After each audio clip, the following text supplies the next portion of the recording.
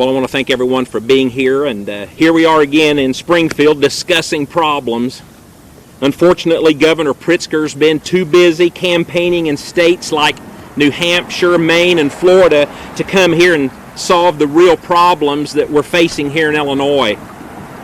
Pritzker still refuses to call a special session to address significant issues like crime, inflation, taxes, and more, everything that's affecting families here in Illinois. JB is more concerned with hobnobbing with elites, handing out special favors, and scratching the backs of friends than doing what's best for Illinoisans.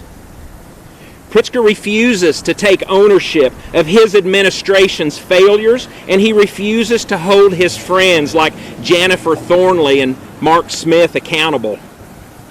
The pattern of neglect and mismanagement has gone beyond a spoiled rich kid throwing a temper tantrum. His inability to solve these problems and come to work is wasting taxpayer money and is killing jobs and is costing lives. Pritzker's fatal mismanagement at the LaSalle Veterans Home cost the lives of 36 veterans. And it's no secret that the Illinois Department of Child and Family Service situation is a case of tragic incompetence. Here are some of the descriptions from recent press reports. Number 1, massive dysfunction. Number 2, another headline, it's even worse than disaster. A third headline, stinging review of the Department of Children and Family Services. And a fourth headline, DCFS neglected its responsibilities. After 3 years of one tragedy after another, our spoiled, out-of-touch trust fund billionaire governor had the audacity to say this, and I quote him, "You're ignoring all the progress that has been made by DCFS." Progress? Let's review what Governor Pritzker is calling progress. I'm going to give you some numbers. The first number is 12.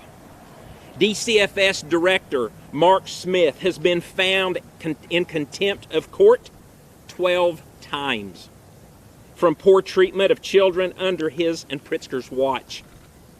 Another number, 170. The latest case involved a 15-year-old girl stuck in a psychiatric hospital for 170 days, even though that she was cleared for release. The number 2, 2 children, an 8-year-old boy and a 3-year-old girl recently died after DCFS contacted their families. The number 98, DCFS failed to provide mandatory home safety checklists in 98% of its cases. Pritzker also fails to live up to the legislation that he signed, as many children aren't getting basic medical, vision, and dental exams. Children aren't receiving vaccines, or are receiving too many, or are receiving the wrong dosages because Pritzker's administration fails to keep basic records for the children under their care. And a final number, 21. 21% of DCFS positions remain vacated. I don't know what world that JB lives in, but this is not progress. This is incompetence and tragic proportions. This is devastating. This is what people in the real world call a fireable offense, period. Friends, it's clear that an out-of-touch trust fund billionaire like JB doesn't understand this. But if you have to do more than throw money at problems, you have to roll up your sleeves and do the work of ensuring that the job actually gets done.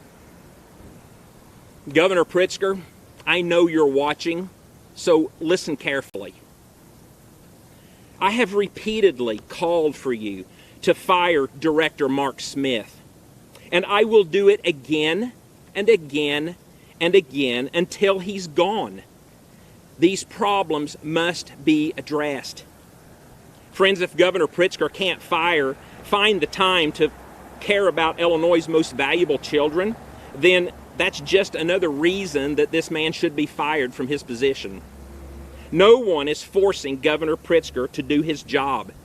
If he'd rather campaign for president or spend time on his fancy yacht, then he should do that. But right now, children are dying and they're being abused because Governor Pritzker doesn't care enough or doesn't know how to do his job. Illinois is my focus. Reforming the Department of Children and Family Services will be my top priority in my administration. I am ready to roll up my sleeves and get to work and solve these problems that are affecting the children in our state. I thank you for your time and